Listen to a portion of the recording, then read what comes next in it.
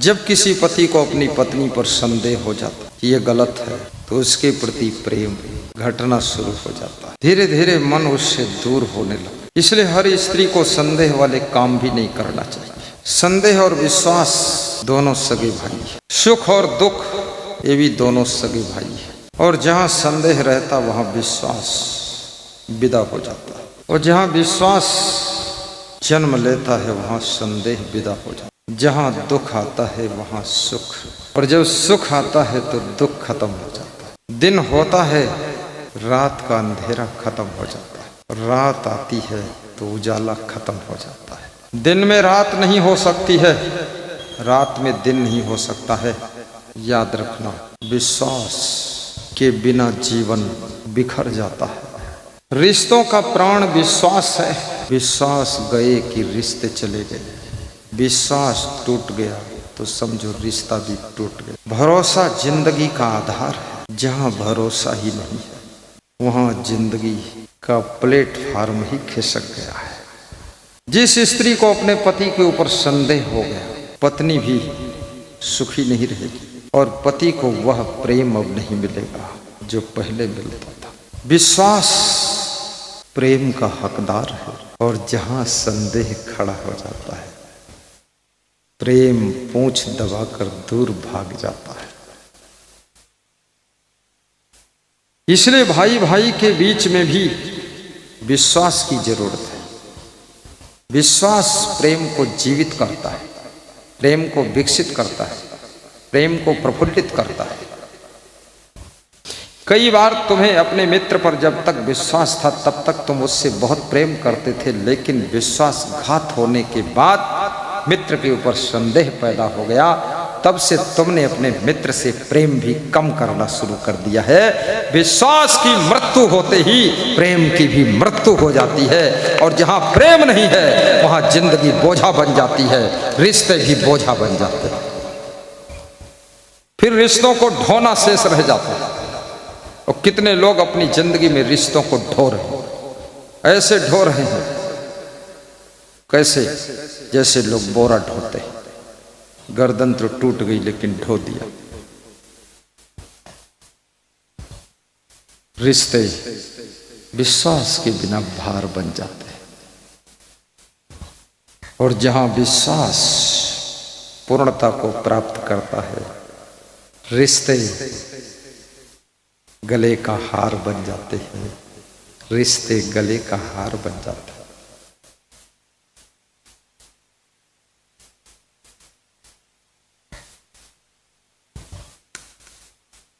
संसार के अंदर सबसे खतरनाक काम वासना है। काम वासना में पड़ करके एक स्त्री अपने पति को भी धोखा देती है, और किसी प्रेमी के साथ में व्यभिचार करवाती है। और आज तो ये स्थिति आ गई है, पति नंबर 1, प्रेमी नंबर 2, प्रेमी नंबर 3, प्रेमी नंबर 4। इसको नारी कहेंगे, इसको स्त्री कहेंगे। जिसके 1 नंबर प्रेमी, 2 नंबर प्रेमी, 3 नंबर प्रेमी, ऐसे तो नंबर कुतिया के होते हैं। ये कुतिया है, स्त्री नहीं है। मनुष्य की जाति में संयम होता है। नारी वही कहलाने की अधिकारी है, पुरुष वही कहलाने का अधिकारी है जो अपने मन को काबू रख सकता है। अन्यथा जानवर और मनुष्य में कोई अंतर नहीं होता है। याद रखना, मन कंट्रोल है तो तुम मनुष्य हो, और मन कंट्रोल नहीं है तो जानवर से गए गुजरे तुम जानवर हो। तालियों में दम नहीं, गुरु तुम्हारे हम नहीं। हर संत का अलग अलग अंदाज होता है। मेरे सत्संग में उत्साह, त्योहार, बहार और तालियों की गड़गड़ाहट की गुंजार होना चाहिए। ये मुर्दे घाट जैसा सत्संग नहीं है, इसमें जोश आना चाहिए। और जब दिल को बातें छू जाएं तो ताली भी जोर से बजना चाहिए।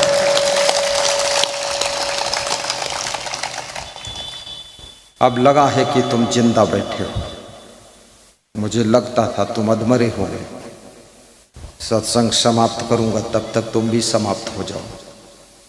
अब लगता है जिंदा बच जाओगे। दांत खोलकर हंसना भी है। हंसते वही है जो कहीं फंसते नहीं, जो एक बार फंस गए वो कभी नहीं हंसते। फंसे कि हंसना बंद। चाहे नशा में फंस जाओ, चाहे व्यभिचार, अनाचार, दुराचार, भ्रष्टाचार, घोटाला, किसी भी बुराई में फंस गए, हंसी खुशी खत्म। इसलिए हंसना, हंस करके जिंदगी जीना, ये भी आपकी पवित्र जिंदगी की पहचान है। भगवान कृष्ण हंसते थे, भगवान राम मुस्कुराते थे, और कबीर साहब कहते हमको बहुत हंसी आती है, लेकिन तुम लोगों को हंसी क्यों नहीं आती है? कहां पर जिंदगी फंसी है जो आती नहीं हंसी है? हंसी आना चाहिए। अब आई है कुछ हंसी, अब जहां थी फंसी वहां से निकली ही बाहर। साहिब बंदगी। कितने लोगों के शरीर में तो दर्द है, हंसी क्या है? कमर में दर्द, हाथ में दर्द। कितने लोगों के तो सिर में भी बहुत दर्द है, और कितने लोगों के तो नस नस में दर्द है। भजन भी गाते हैं, दर्द मोरे नस नस में, गुरु जी पिलाई दे ज्ञान की बूटी। अब गुरु गया बूटी पिलाने, गुरु के भी दर्द हो गया नस नस में। नस नस में दर्द है। बहुत मजेदार लोग हैं। मैं लखनऊ में सत्संग कर रहा था, वहां कुछ लोग भजन गा रहे थे, दर्द मोरे नस नस में। तो मैं अपने कमरे से सुन रहा था, बोला भगत आया, बोला चलो सत्संग सुनाओ। मैंने कहा सबके वहां दर्द है, मैं नहीं जाऊंगा, मेरे भी दर्द हो जाएगी नस नस में। अरे बोले भजन है तुम चलो। तो हमने कहा रात के 10 बज गए, अब तो दर्द होगी ही, अब नहीं जाऊंगा। कितने लोग रात भर सत्संग करते हैं। सत्संग का नाम होता है कि हर काम विवेक से होना चाहिए।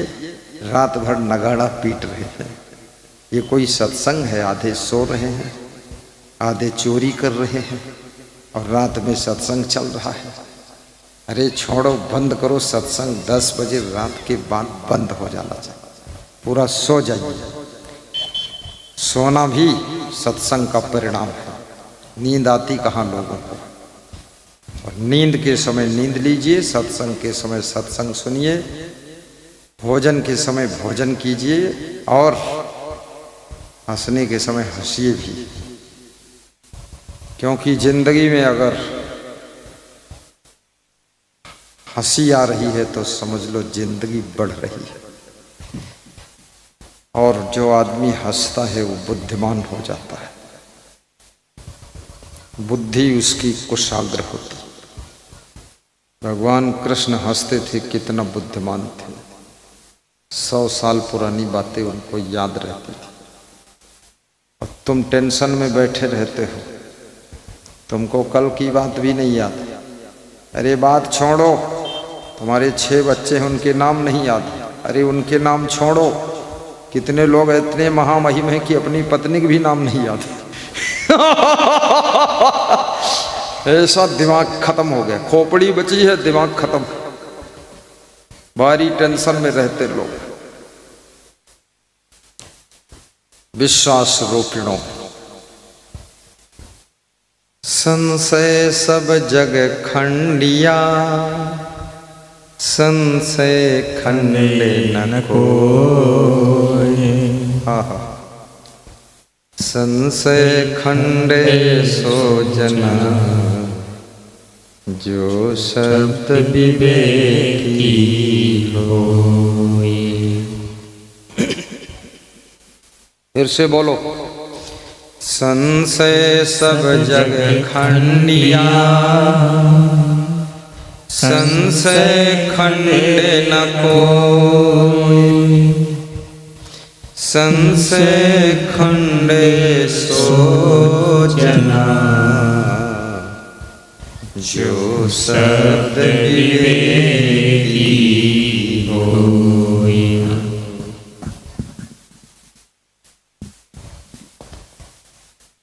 संशय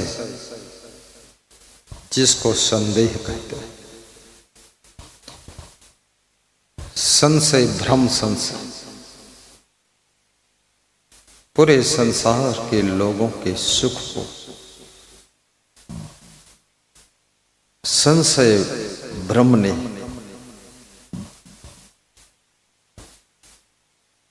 सुख नष्ट कर दिया है। संदेह और भ्रम में पड़कर शांति भी नष्ट हुई है, रिश्ते भी नष्ट हो गए, प्रेम भी खत्म हो गया। और कबीर कहते हैं संशय ने तो सबके खंड खंड कर दिया, रिश्तों का खंड कर दिया, सुख शांति का खंड खंड कर दिया, लेकिन संशय का खंड कोई नहीं कर पाया।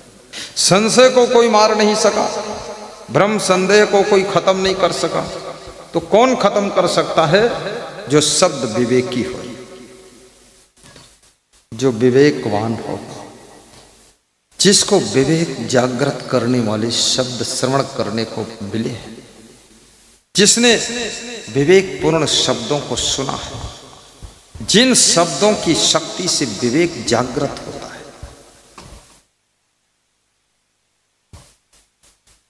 लोगों के पास में बुद्धि तो है लेकिन विवेक नहीं। बुद्धि है ऐसे जैसे टार्च, और विवेक ऐसे है जैसे टार्च में चार्जिंग हो गया। जब टार्च चार्ज कर दी जाती है तो टार्च उजाला देती है, और टार्च अगर डिस्चार्ज है तो टार्च को टार्च जब चार्ज हो जाती है ना तब उजाला देती है। नाम तब भी उसका टार्च ही रहता है। याद रखना, जिनके पास में सत्संग से जिन्होंने अपनी जिंदगी की टार्च को चार्ज नहीं किया है, उनकी जिंदगी में विवेक का प्रकाश नहीं हो सकता है, और जिन्होंने सत्संग से अपने को चार्ज कर लिया है, उनकी बुद्धि में विवेक की लाइट आ जाती है, विवेक का उजाला आ जाता है। बिनु विवेक कोई ना सुखी, बिना किए संतोष, सबको देखो हालिया, पढ़े या पढ़े मन को से। पढ़े लिखे लोग, अनपढ़ लोग, सबका यही हाल है।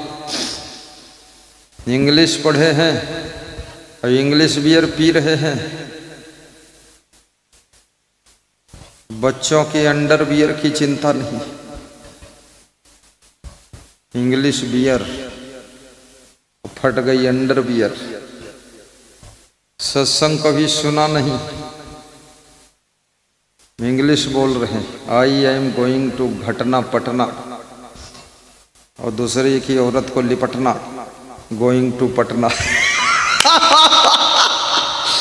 अरे मेहर कुल्ला, इतना ज्ञान नहीं, इंग्लिश बियर पीता है, इंग्लिश बोलता है। मत बोल इंग्लिश, भोजपुरी बोल दे, बिहारी बोल दे, भाषा का क्या महत्व।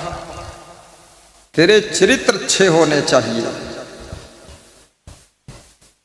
मनुष्य तेरा गुण बड़ा, मांस नया वे काज, हाण न होते यार तो चान बाजने बाजे। हे मनुष्य, तेरा शरीर बड़ा नहीं, तेरे गुणों के कारण ही तू बड़ा होता है। शरीर तो हाथी का बहुत बड़ा है, उसकी कौन पूजा करता है, लेकिन छोटा सा मनुष्य, उसकी लोग आरती उतारते हैं, चरण छूते हैं, हाथ जोड़कर नमस्कार करते हैं। क्यों? उसके गुणों को नमस्कार किया जा रहा है। चरित्रवान के चित्र की भी पूजा की जाती है। हमारे साइड में पूज्य श्री धर्म स्वरूप साहिब का चित्र लगा। मेरा मन तो होता सामने चित्र लगवा दूं, पर वो श्रोता आड़ हो जाते। आज तक चित्र लगाने की जगह ही हम ढूंढ ही नहीं पाए कि कहाँ लगवाऊं। टेबल के सामने रख दूं तो मुझसे नीचा हो जाता, वो भी ठीक नहीं। खंभों में टांग दूं तो श्रोताओं को मैं नहीं दिखता हूं, तो भी ठीक नहीं। तो मैं यही झंझट में पड़ा रहा 30 साल तक। क्या करूं? तो कुछ मैंने बोर्ड ऊपर फिर टंगवाए, बहुत दिमाग लड़ाया। देखो लिखा है बोर्ड ऊपर लटक रहे। अब इसमें भी झंझट है। भगत डरता है कहीं रस्सी टूट गई, खोपड़ी में गिरा तो। जिसके खोपड़ी में लगा है उसको डर, क्योंकि लोहे का है, लोहे की चद्दर पर चिपटा है। जो खोपड़ी में गिरेगा तो बिल्कुल तलवार जैसा सीधा गिरेगा, खोपड़ी तरबूज हो जाएगी।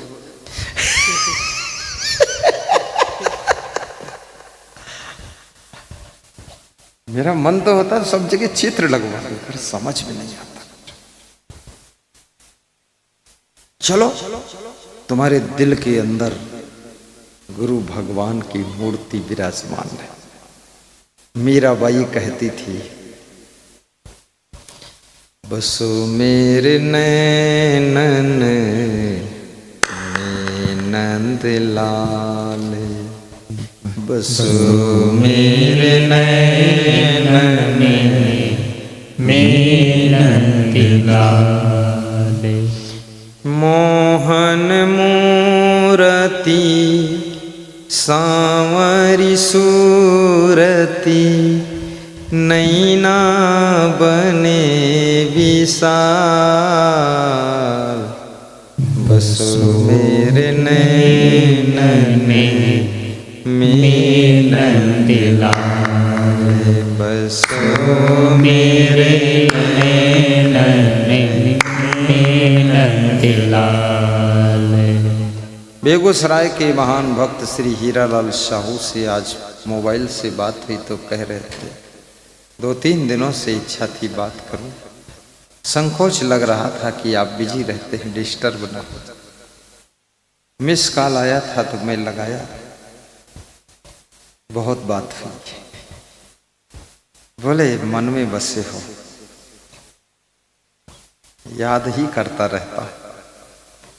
जिसके हृदय में गुरु बस जाए उसके हृदय में बुराई नहीं बस सकती, और जिसके मन में कोई महान पुरुष का वास हो जाए उसका मन कभी मैला नहीं हो सकता है। और जिसके दिल में भक्ति भर जाए उसका दिल कभी छल कपट नहीं करता है। अपने मन मंदिर में महान पुरुषों को स्थान दीजिए।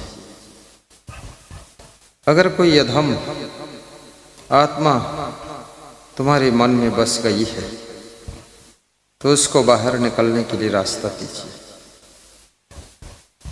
शुद्ध आत्माओं को अंदर बसने का उपाय कीजिए। आपका मन ऐसा स्थान है, छोटे से मन में ये बड़ा सा संसार बसा हुआ है। संसार में कहीं तुम भटक न जाओ, इसलिए इसी मन मंदिर में गुरु भगवान को भी बसा लेना, ताकि गुरु तुम्हारे जीवन का सारथी बन जाए, तुम्हारे जीवन के रथ की डोर, तुम्हारी इंद्रियों के घोड़ों की लगाम और तुम्हारे चंचल मन का कंट्रोल गुरु के पवित्र हाथों में आ जाए। जैसे कृष्ण ने अर्जुन का रथ हाँका था, अर्जुन के रथ में घोड़े जुते ही, घोड़ों की लगाम कृष्ण के हाथ में, ऐसे आपके जीवन के रथ में इंद्रियों के घोड़े हैं। इंद्रियों के घोड़ों की लगाम ये सद्गुरु भगवान के हाथ में दे दीजिए। फिर आप जीवन के रथ पर निश्चिंत बैठिए, विजय आपकी होगी, आप कभी हारोगे नहीं। क्योंकि बुराइयों का दल ही तो कौरव दल है, अभिमान ही तो दुर्योधन का रूप है, अज्ञान ही तो अंधा धृतराष्ट्र है। और याद रखना, ये दुर्गुणों का दल कौरव दल बनकर खड़ा है तुमसे लड़ने के लिए। तुम अर्जुन रूपी आत्मा हो, तुम्हारे साथ में अगर सदगुरु कृष्ण बनकर तुम्हारे जीवन के रथ के इंद्रियों के घोड़ों की लगाम को साध कर ज्ञान के चाबुक से तुम्हारे मन को कंट्रोल करते हुए आपकी जिंदगी का रथ आगे बढ़ाएंगे, तो जैसे अर्जुन की जीत महाभारत में हुई थी, ऐसे ही ये संसार की महाभारत में तुम्हारी जीत होगी। बुराइयां हारेंगी, दुर्गुण हारेंगे और सद्गुण जीतेंगे, और अर्जुन की तरह तुमको विजय का आनंद प्राप्त होगा, आनंद प्राप्त होगा। अर्जुन उसका नाम है, अर्जुन का अर्थ होता है पुलिस जवान, तुम भाग्यशाली। अर्जुन का मतलब अर्जन करना, अर्जन को इंग्लिश में कलेक्शन कहते हैं, हिंदी में उसको चंदा कहते हैं, दूसरों से कुछ इकट्ठा करना, ये साधारण भाषा में कहते हैं। कहने का तात्पर्य है, जो सबसे अच्छे अच्छे गुणों को अर्जित करता है, जो पूरी दुनिया से अच्छाइयों को कलेक्ट करता है, जो पशु पक्षी कीड़े मकोड़ों से भी गुण ले लेता है, वही एक दिन अर्जुन बनता है।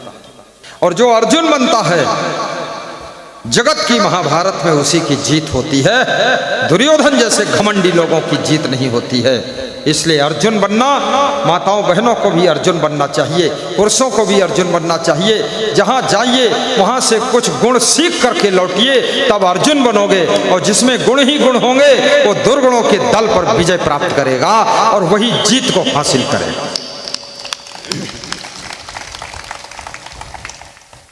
महिलाएं भी अर्जुन बने, चींटियों से गुण सीखिए। बड़े से बड़े कीड़े को संगठन बनाकर चींटियां खींच कर ले जाती है।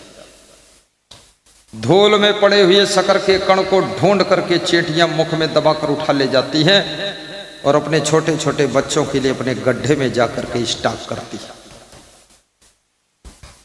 मनुष्य को सीखना चाहिए, भाई भाई, पिता पुत्र, सास बहू, देवरानी जेठानी, अड़ोसी पड़ोसी, ग्रामवासी सब मिलजुल करके काम कीजिए। चींटियों जैसा बड़े से बड़ा काम ऐसे करके दिखा दोगे जैसे कन्हेली वासियों ने, श्री कृष्ण नगर वालों ने इतना बड़ा प्रोग्राम करके दिखाया है। ऐसे संगठन की ताकत को पहचानिए। एक एक धागा संगठित होकर के बहुत बड़ा कपड़े का थान बन जाता है, और फिर उसकी शर्ट और पैंट, ब्लाउज और सलवार कुर्ता तैयार होता, साड़ी तैयार होता। एक धागे को अगर तुम पीट दो, ऐंठ दो, टूट जाएगा। लेकिन साड़ी को महिलाएं कितना पीटती हैं, कितना ऐंठती हैं। पैंट को तुम कितना पीटते हो, ऐंठते हो। आज मैं यहां आ रहा था तो एक कार सेवक स्नान कर रहा था, पैंट को ऐंठ रहा था, बड़ी ताकत लगा के ऐंठ रहा था, निचोड़ रहा था। और जीन्स की पैंट थी, जीन्स की पैंट, इतनी मोटी पैंट, इतना कपड़ा मोटा, पैंट उसके हाथों को ऐंठ रही थी, वो अपने हाथों से पैंट को ऐंठ रहा था। दोनों में ऐंठा ऐंठी चल रही थी। मैं देख रहा था, मैंने कहा देखो, अगर हजारों धागे संगठित ना होते और एक धागे को इतना ऐंठ देता तो धागा टूटकर खंड खंड हो जाता। लेकिन धागे सब संगठित होकर पैंट बनकर तैयार हुए हैं। ये व्यक्ति इतना ऐंठ रहा है लेकिन पैंट पर कोई फर्क नहीं पड़ रहा है। इसलिए याद रखना, हमेशा संगठन में रहना सीखो, संगठन में जीना सीखो, संगठन की ताकत को पहचानो।